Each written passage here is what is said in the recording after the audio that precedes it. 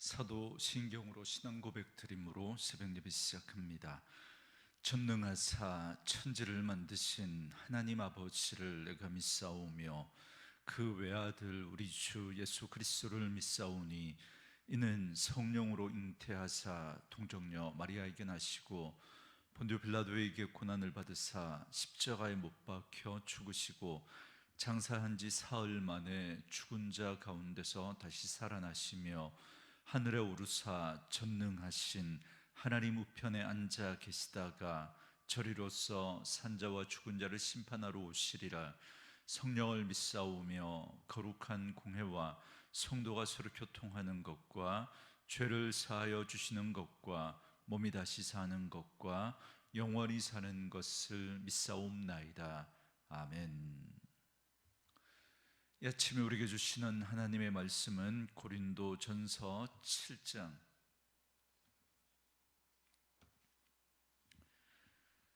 25절에서 40절 말씀까지, 고린도 전서 7장 25절에서 40절 말씀까지 말씀 찾으셨으면 한 목소리로 같이 읽습니다.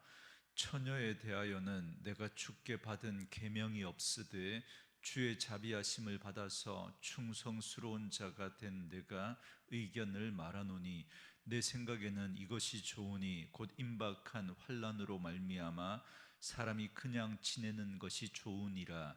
네가 아내에게 매였느냐 노이기를 구하지 말며 아내에게서 노였느냐 아내를 구하지 말라. 그러나 장가가도 죄 짓는 것이 아니요 처녀가 시집가도 죄 짓는 것이 아니로되 이런 이들은 육신의 고난이 있으리니 나는 너희를 아끼노라. 형제들아 내가 이 말을 하노니 그때가 단축하여진 고로 이후부터 안에 있는 자들은 없는 자같이 하며 우는 자들은 울지 않는 자같이 하며 기쁜 자들은 기쁘지 않은 자같이 하며 매매하는 자들은 없는 자같이 하며 세상 물건을 쓰는 자들은 다 쓰지 못하는 자같이 하라. 이 세상의 외형은 지나감이니라. 너희가 염려 없기를 원하노라. 장가가지 않는 자는 주의 일을 염려하여 어찌하여야 주를 기쁘시게 할까 하되 장가간 자는 세상 일을 염려하여 어찌하여야 아내를 기쁘게 할까 하여 마음이 갈라지며 시집가지 않은 자와 처녀는 주의 일을 염려하여 몸과 영을 다 거룩하게 하려 하되 시집간 자는 세상 일을 염려하여 어찌하여야 남편을 기쁘게 할까 하느니라. 내가 이것을 말함은 너희의 유익을 위함이요 너희에게 올무를 놓으려 함이 아니니 오직 너희로 하여금 이치에 합당하게 하여 흐트러짐이 없이 주를 섬기게 하려 함이라. 그러므로 만일 누가 자기의 약혼녀에 대한 행동이 합당하지 못한 줄로 생각할 때에 그 약혼녀의 혼기도 지나고 그같이 할 필요가 있거든 원하는 대로 하라. 그것은 죄 짓는 것이 아니니 그들로 결혼하게 하라. 그러나 그가 마음을 정하고 또 부득이한 일도 없고 자기 뜻대로 할 권리가 있어서 그 약혼녀를 그대로 두기로 하여도 잘하는 것이니라. 그러므로 결혼하는 자도 잘하는 거니와 결혼하지 아니하는 자는 더 잘하는 것이니라. 아내는 그 남편이 살아있는 동안에 매여 있다가 남편이 죽으면 자유로워 자기 뜻대로 시집갈 것이나 주 안에서만 할 것이니라. 그러나 내 뜻에는 그냥 지내는 것이 더욱 복이 있으리로다. 나도 또한 하나님의 영을 받은 줄로 생각하노라. 아멘. 오늘은 함께 읽으신 고린도 전서 7장 25절에서 40절 말씀을 중심으로 흐트러짐 없는 마음으로 라는 제목의 말씀으로 잠시 은혜를 나누겠습니다. 바울은 고린도 교회가 편지로 질문해온 문제 가운데 결혼에 관한 질문에 대한 대답을 하고 있습니다.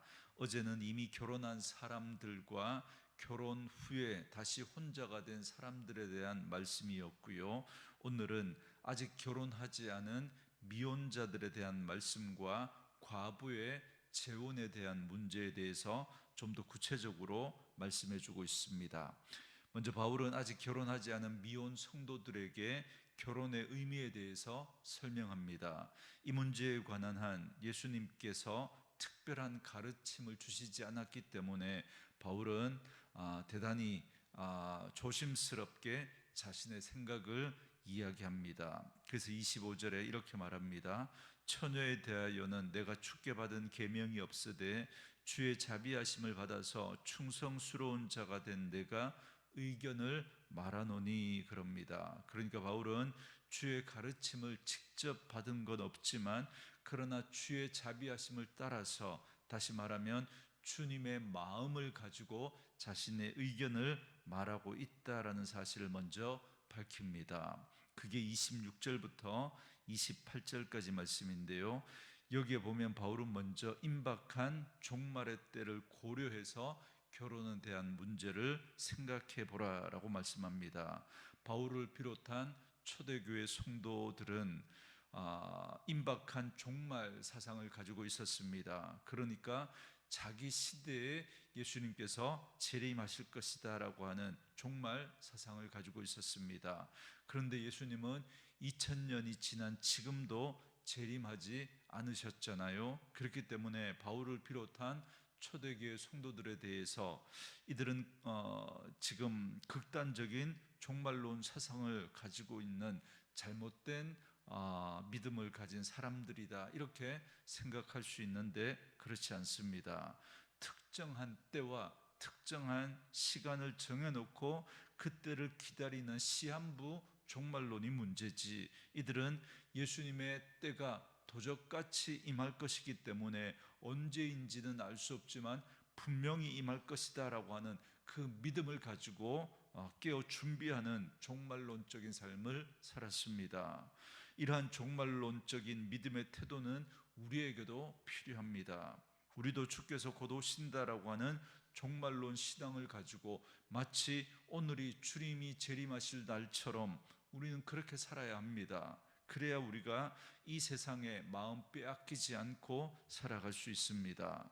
어쨌든 바울이나 당시 초대교회 성도들은 강력한 종말 사상을 가지고 있었기 때문에 아직 결혼을 하지 않은 사람은 결혼하지 않고 혼자 지내는 것이 좋겠다라고 말하고 있는 겁니다. 왜냐하면 종말의 때에 큰 환란이 있을 거니까. 그러면 나 혼자 몸이라면 홀가분할 수 있겠지만 아무래도 가족이 있으면 더 많은 어려움이 있게 될 것이고 이런저런 결정을 내리는 데 있어서 복잡한 것이 많을 수밖에 없기 때문에 그렇습니다. 그러나 이건 어디까지나 바울의 개인적인 생각이다라는 걸 바울도 분명히 밝히고 있습니다. 그렇기 때문에 이 말씀을 가지고 봐라, 성경에 결혼하지 않는 게 더 좋다고 그렇지 않느냐라고 하면서 결혼하는 사람들에 대해서 비난하거나 공격하면 안 됩니다. 28절에 보면 여기에 대해서 바울이 더 적극적으로 이야기합니다.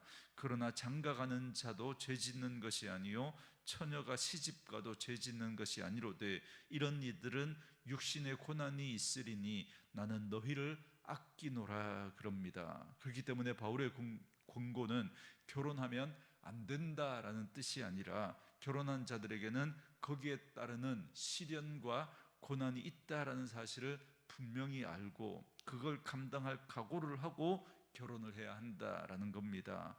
얼마나 많은 사람들이 결혼이라고 하는 환상에 빠져서 무책임하게 결혼을 했다가 가정을 위해서 자기가 감당해야 할 책임과 의무를 다하지 못해서 가정이 깨지고 그로 인해서 아픔과 상처들이 얼마나 많이 일어납니까? 가끔 뉴스를 통해서 가정 안에서 아이들이 학대를 당해서 심지어 죽는 끔찍한 그런 일들이 일어나는 것, 다 결혼으로 인한 자기의 책임과 의무를 다하지 않은 부모의 탓이잖아요.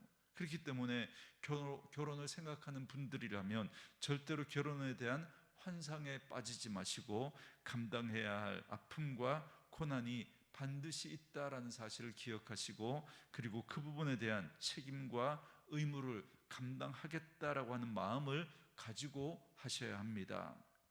특별히 그것이 마지막 종말의 때라면 더더욱 그러합니다. 그렇기 때문에 바울은 결혼하지 않고 혼자 사는 것이 좋겠다라고 권면하고 있는 겁니다.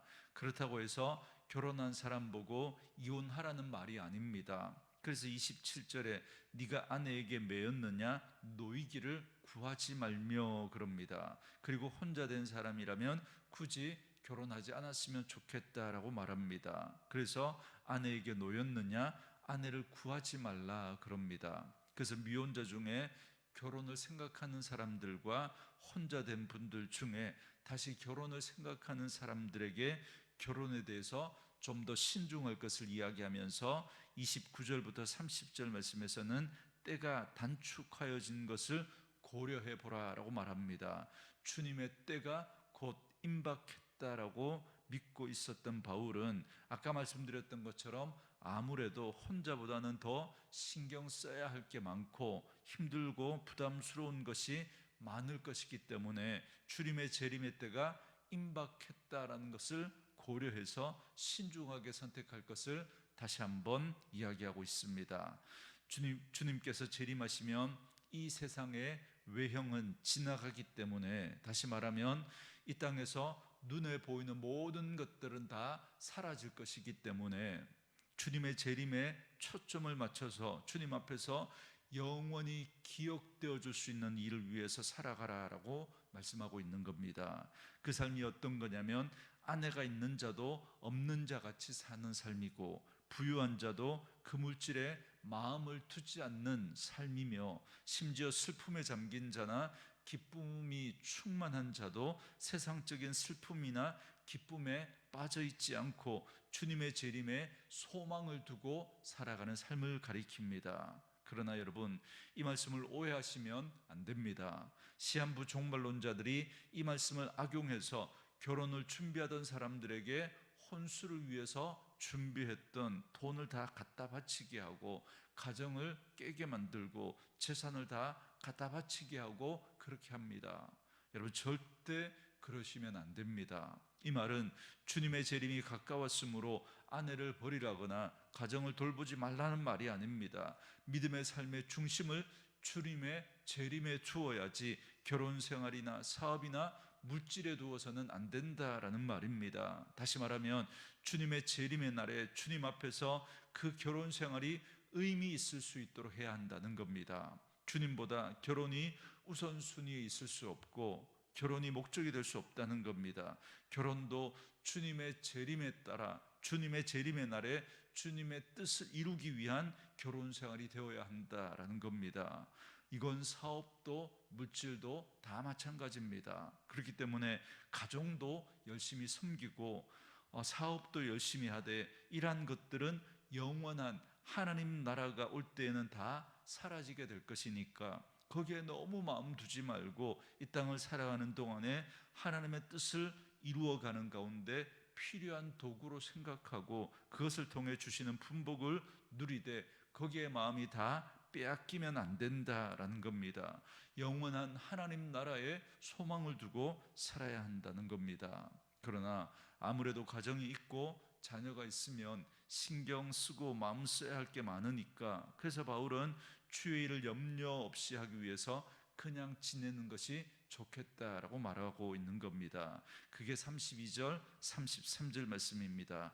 너희가 염려 없기를 원하노라. 장가가지 않는 자는 주의 일을 염려하여 어찌하여야 주를 기쁘게 할까 하되 장가간 자는 세상 일을 염려하여 어찌하여 아내를 기쁘게 할까 하여 그럽니다.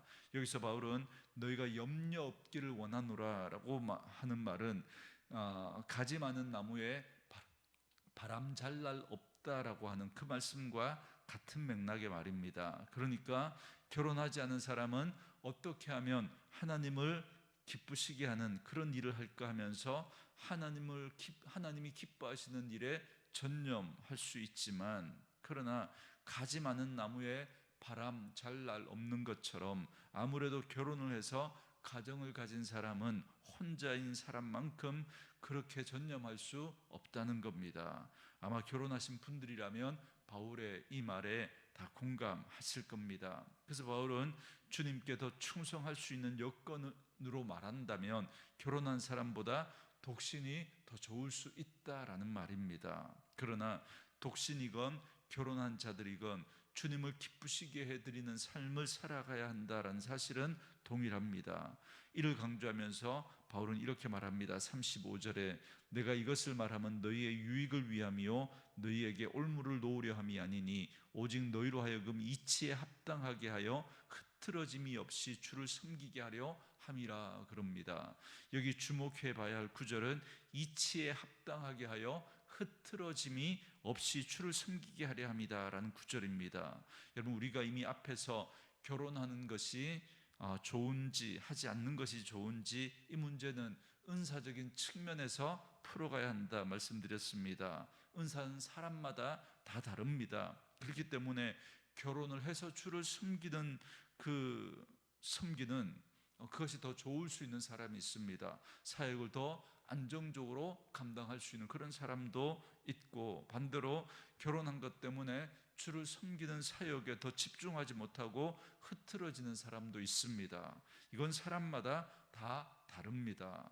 그렇기 때문에 이치에 합당하게 내가 어떤 사람인지 잘 분별하셔야 합니다. 그리고 내게 주신 하나님의 어떤 특별한 사명이 있다면 그것도 함께 고려해서 살펴봐야 한다는 겁니다. 그 사명을 이루는 데 있어서 결혼을 하는 것이 나은지 아니면 혼자 살아가면서 하는 게 나은지 생각해 봐야 한다는 거죠. 그러니까 사람마다 다르고 맡겨진 사역마다 다 다르기 때문에 결혼을 일반화시켜서 이야기하면 안 된다라는 말입니다. 이건 재혼도 마찬가지입니다. 바로 이 이야기가 36절부터 40절까지 말씀입니다.